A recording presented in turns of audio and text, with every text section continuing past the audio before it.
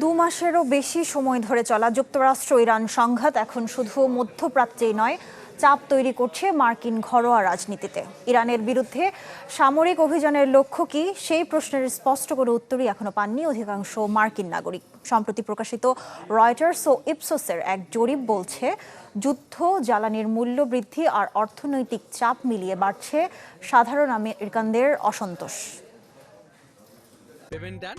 No sir, cash on delivery. Wait.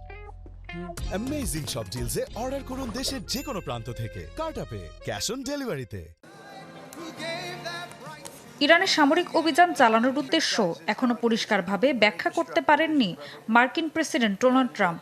সম্প্রতি বার্তা সংস্থা রয়টার্স ও ইপসোসের 4 দিনব্যাপী জরিপে অংশ নেয়া প্রায় 2/3 আমেরিকান এমনই মত প্রকাশ করেছেন। জরিপে অংশ নেয়া প্রতি 3 জন রিপাবলিকানের একজন একই মত দিয়েছেন, আর ডেমোক্র্যাট সমর্থকদের প্রায় সবাই বলেছেন যুদ্ধের লক্ষ্য এখনও অস্পষ্ট।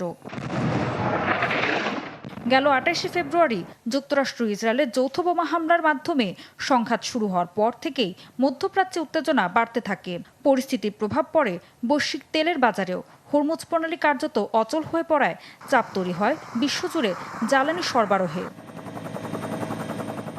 আর যুদ্ধের সবচেয়ে বড় ধাক্কা গিয়ে লেগেছে সাধারণ আমেরিকানদের পকেটে।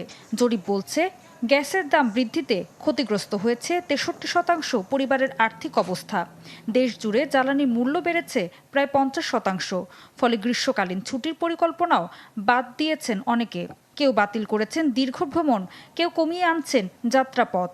যুক্তরাষ্ট্রের সাধারণ মানুষের মধ্যে প্রতি 4 জনের মধ্যে 3 জনই মনে করেন এই মূল্য বৃদ্ধির দায় বেশিরভাগই ট্রাম্প প্রশাসনের। আর রাজনৈতিক দায়ের প্রশ্নে রিপাবলিকানদের দিকেই আঙুল তুলছেন অধিকাংশ ভোটার। অর্থনৈতিক চাপের এই বাস্তবতা এখন সরাসরি প্রভাব ফেলতে পারে আগামী নভেম্বরের মধ্যবর্তী নির্বাচনে। কারণ কংগ্রেসে নিজেদের সংখ্যাগরিষ্ঠতা ধরে রাখার লড়াইয়ে রয়েছে ট্রাম্পের রিপাবলিকান দল। যদিও সাম্প্রতিক এই জরিপে ট্রাম্পের জনপ্রিয়তা সামান্য বেড়ে 36% পৌঁছেছে, তবুও তা যুদ্ধ শুরুর আগের অবস্থানের নিচেই রয়েছে। বিশ্লেষকরা বলছেন, যুদ্ধ দীর্ঘ হলে এবং জ্বালানির মূল্য না কমলে রিপাবলিকানদের জন্য পরিস্থিতি আরও কঠিন হয়ে উঠতে পারে। অন্যদিকে সংঘাতকে এগিয়ে নেওয়ার ব্যাপারেও বিভক্ত আমেরিকানরা।